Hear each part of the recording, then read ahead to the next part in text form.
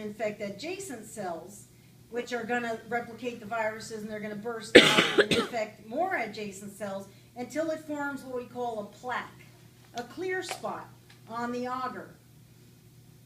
And you're going to count all the different plaques that you get on your plate. So everywhere that a virus was, it's going to start to form a plaque. So they call that initial one virus a PFU, a plaque forming unit. So colony forming units grow into colonies, plaque forming units develop into plaques. And the clear area is where the viruses have grown, killing the bacteria. So the agar goes back to being clear because the bacteria are killed. Okay. All right, the whole calculation thing. Let's get to that in a minute. When you pour your top agar onto the base agar, keep it upright and let it solidify completely. Then when it's completely solidified before you're ready to leave, then turn it upside down and put it in the incubator. If you turn it over too soon, you're going to have a big mess. Also, working with the top agar, the molten and the solidified, it's a fine line. It's going to be hard to get it not too hot, and still molten, and pour it into the plates and get all your E. coli and your viruses in there. Okay. I also have here, if you want to do a spread plate method. If you want to do spread plate method instead, what you do is put your E. coli in your top agar, pour it into the plate, let it solidify. After it's solidified, then you take your virus solution and squirt it right onto the surface of the plate. Use your spreader and spread it around. Remember how you sterilize your spreader? And then you spread it around. That would be spread plate method.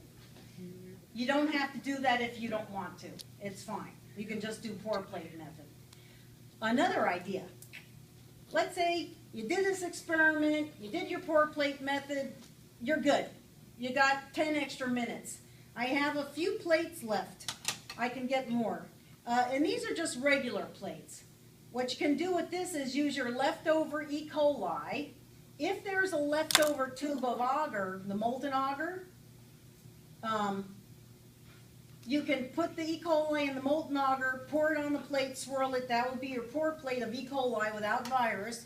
Then do another plate where you just squirt your E. coli onto the surface of the plate, spread it, let it soak in before you put it upside down, and let it grow. So if you want to, later, if there's leftover top agar, you can do just a separate little experiment, make one a pour plate, make one a spread plate, and then when they grow on Thursday, you can see how they look different, if you want to do that. Or you can Google the internet, and it will tell you, these are spread plates, these are pour plates, and I'll do that for you today if we have time.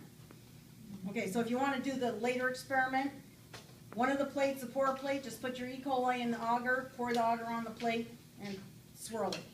The other one, you don't have to add the top agar, just take 100 microliters of your E. coli, squirt it right on the plate, and spread it with your spreader.